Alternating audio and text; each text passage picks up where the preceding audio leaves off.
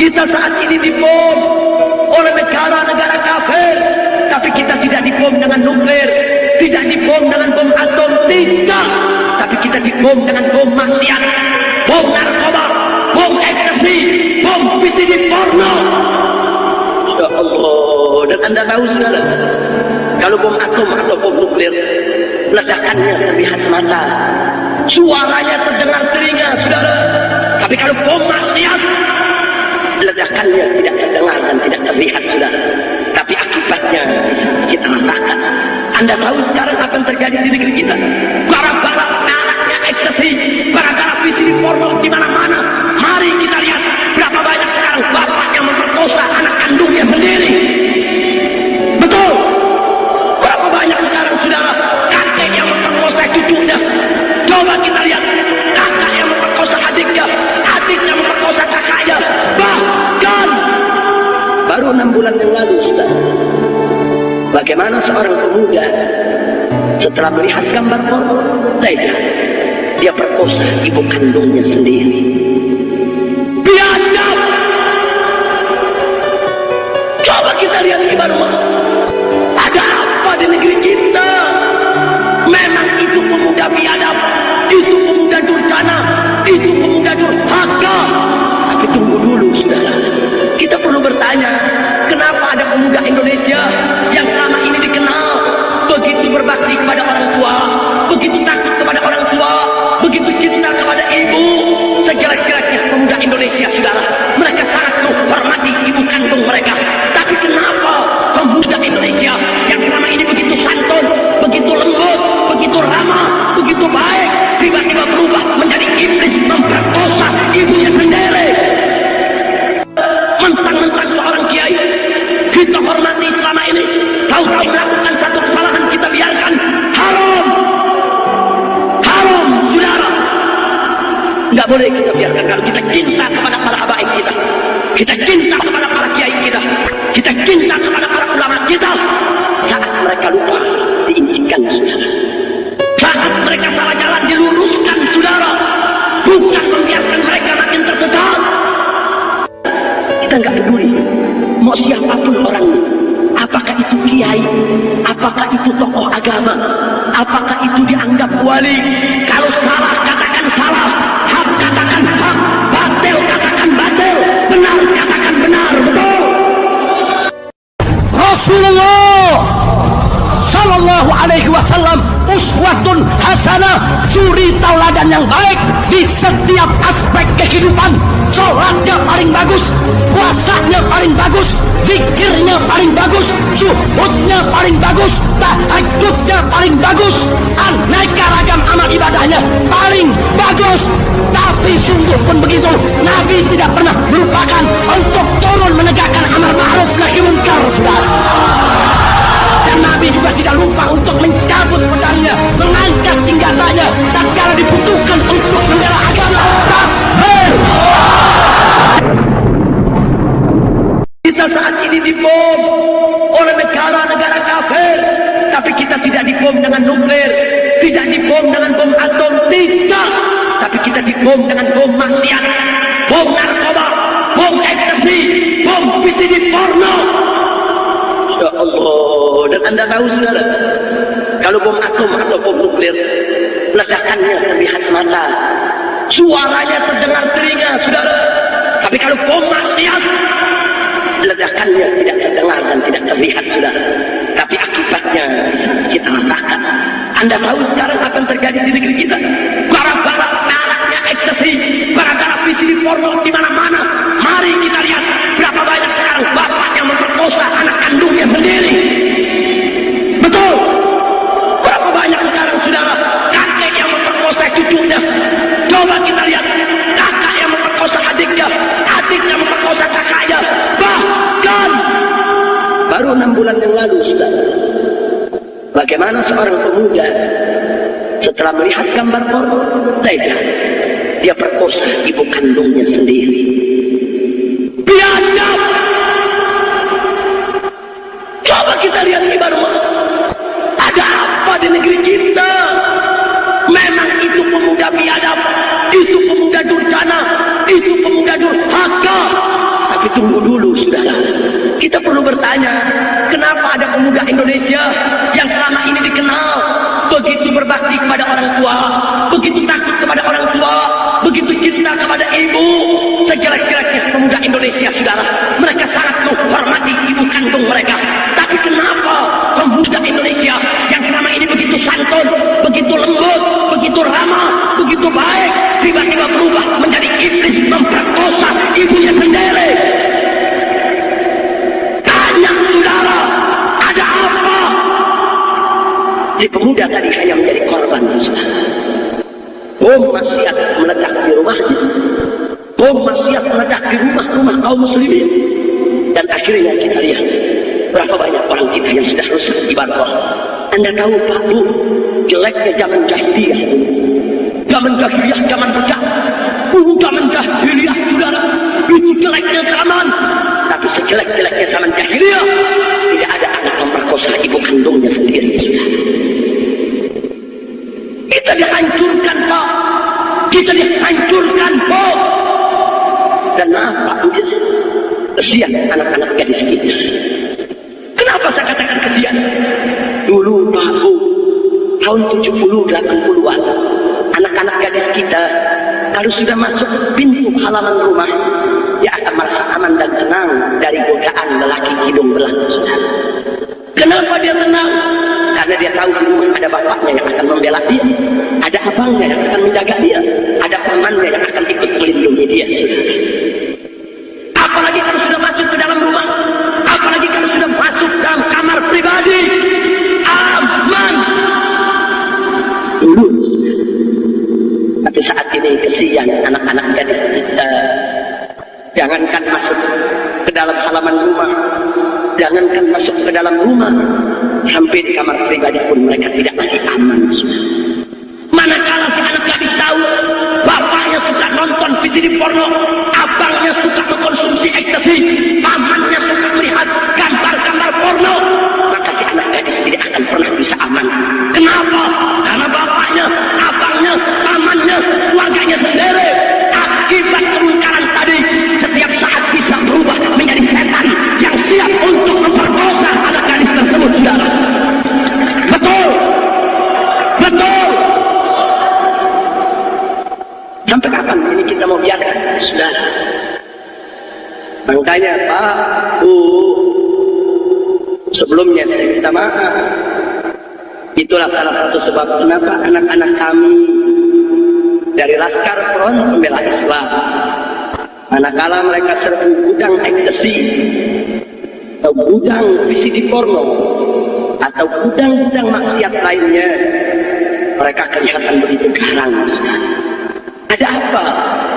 Sebab Pak Bu, pada saat anak-anak kami serbu gudang VCD porno atau gudang ekstasi, saat di tangan mereka, mereka sita CD porno dan ekstasi yang mereka lihat di tangan mereka. Ini bukan CD porno, ini bukan ekstasi, tapi ini adalah amunisi musuh yang ditembakkan umat Islam. Ini adalah bom waktu yang ditanamkan oleh musuh ke rumah setiap orang Islam. Ini adalah amunisi perang. Karena anak-anak kami lihat ini adalah perang, maka mereka harus jawab dengan perang. Perang hanya bisa dijawab dengan perang. Itulah karenanya mereka hancurkan gudang-gudang menjadi porno dan ekstasi, saudara. Insya Allah, ini bukan maksiat biasa, Pak. Bukan. Kalau maksiat perorangan, itu nggak usah galak-galak, Pak. Sehati aja. Tapi kalau maksiat sudah dijadikan sebagai senjata perang, apa kita harus diam? Apa kita hanya harus tersenyum? Jangan alasan kelembutan dan kesantunan kita biarkan bangsa kita dirusak, anak muda kita dirusak, negeri kita dirusak. Saya mau tanya semua yang hadir di sini, apa kita rela kalau saudara kita dirusak?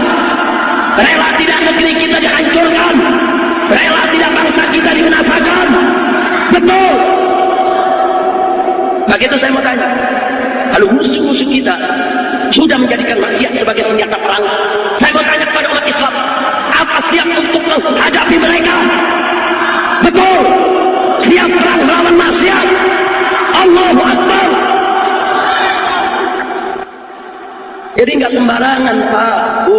Jadi di samping maksiat itu membawa bencana, ternyata maksiat itu juga menjadi siasat perang, sudah. Sampai kapan masih kita biarkan? Inilah karenanya Pak Bu, sejak 8 tahun yang lalu, semenjak FPI didirikan dan dideklarasikan, kami sudah mundar-mandir menghadap presiden-presiden yang pernah ada di negeri ini.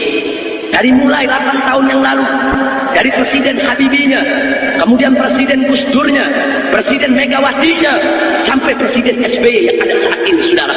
Kami mundar-mandir menghadap presiden, kami keluar masuk ke gedung DPR, MPR, kami datang temui Kapolri demi Kapolri, saudara, silih berganti. Kami tanya kepada mereka, sampai kapan pornografi mau dibiarkan? Sampai kapan ekstasi? Sampai kapan video porno mau dibiarkan? Sampai kapan? Apa sampai semua ibu diperkosa oleh anaknya? Apa sampai semua bapak memperkosa putri-putrinya? Sampai kapan mau dibiarkan? Ya Allah, ini perang, ini perjuangan, saudara. Baru tahun ini mereka mau dengar. Baru tahun ini mereka bicara rancangan undang-undang anti pornografi dan pornografi, sudah. Alhamdulillah, alhamdulillah. Walaupun 8 tahun kami menunggu, tapi akhirnya kita sudah tiba pada satu proses di mana mereka sudah mulai mau mendengar dan membahas, saudara.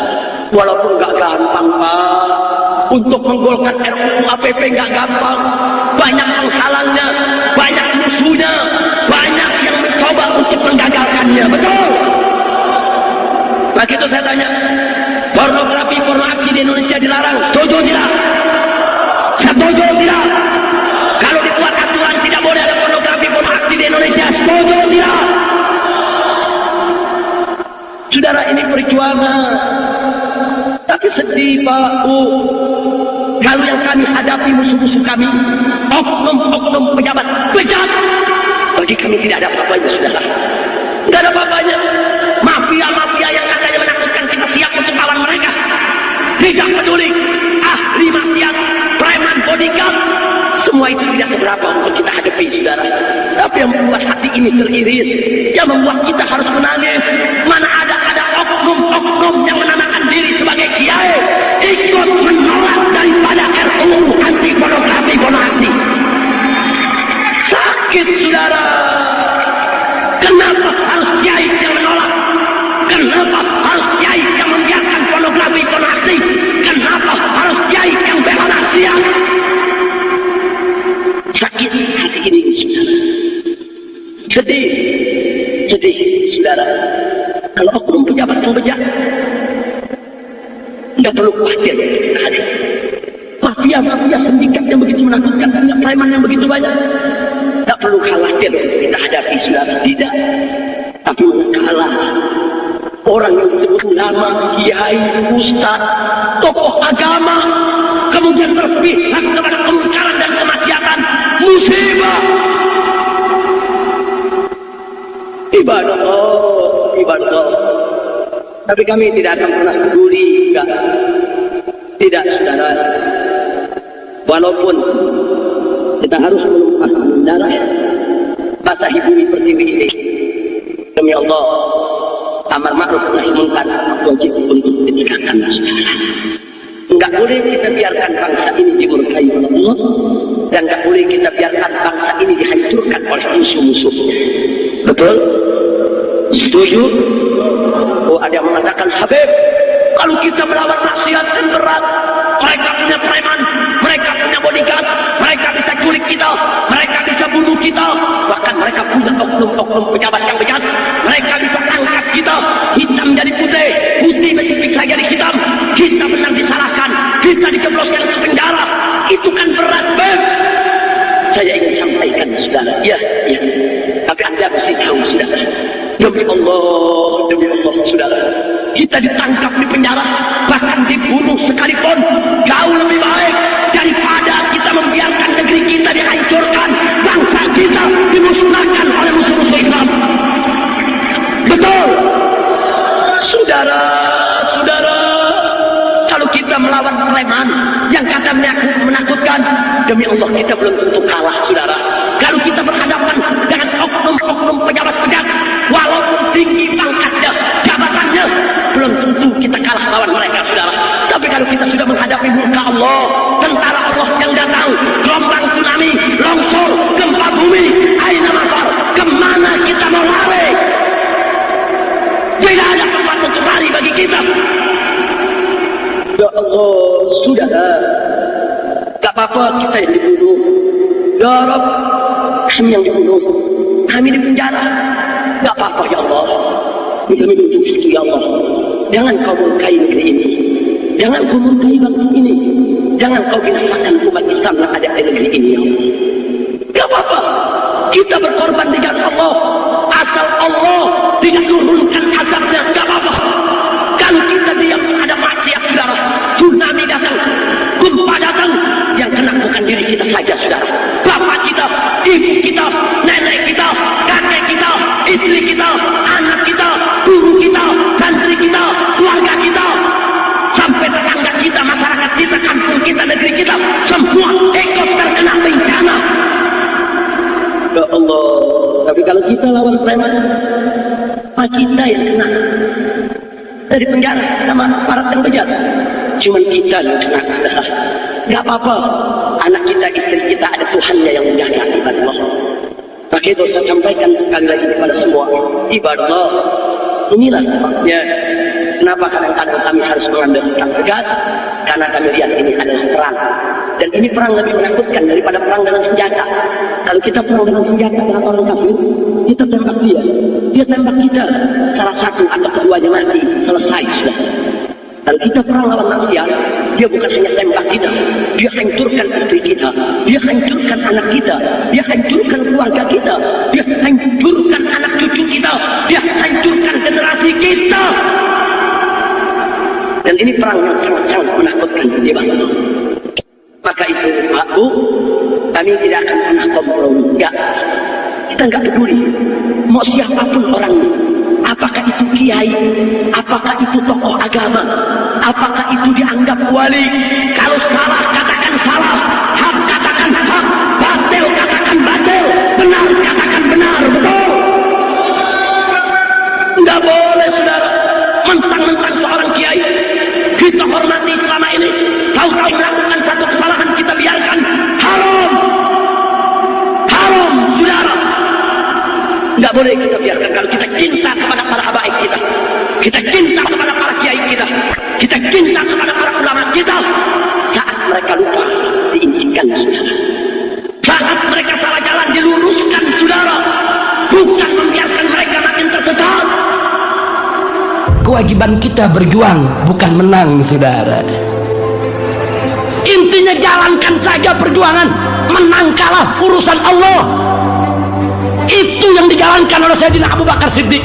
Karena keimanannya yang kuat, keikhlasannya yang luar biasa, ketakwaannya yang tinggi, Allah berikan anugerah berupa kemenangan.